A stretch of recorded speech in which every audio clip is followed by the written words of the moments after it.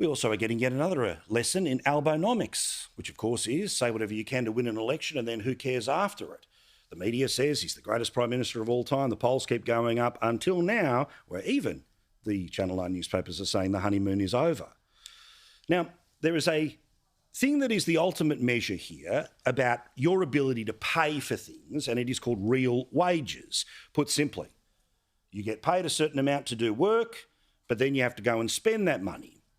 And if the amount that you get paid to do your work increases but doesn't increase as much as the stuff you have to pay for, real wages go backwards.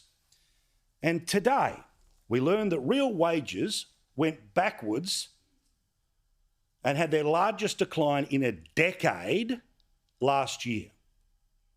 There will be a similar number that will be published in the next 6 months for this 6 months, and the reality is that if you were able to get a pay rise of 1, 2, 3, 4%, great.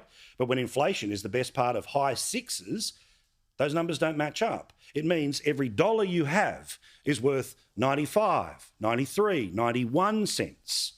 And when the things that used to cost $1 now start costing $1.05, $1.07, $1.10, you get the point. Which is why, again, we learned today that people are telling organisations like Channel 9, they're having to make choices between medication and groceries. Conversations about medication, groceries, food or mortgages, all of it happening. The opinion polls tell us exactly what we already know, but it's nice to see the professional class get this information, that when asked today, as people were, that in the next 6 months, do you think the economy will get better or worse or stay the same? 50% of Australians say it gets worse, despite the fact that apparently Grim Jim says that there's a sliver of hope that it'll all get better. What about your personal finances? Have a look at this number. As you can see, top left-hand corner is how we felt about it in April 2021.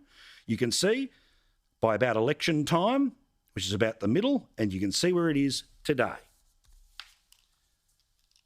If you're a renter, things are apparently going to get bad as well, with apparently, because of interest rate rises, remember, 8 on Albo's watch, 9 overall, but it's really the former government's fault. I beg your pardon?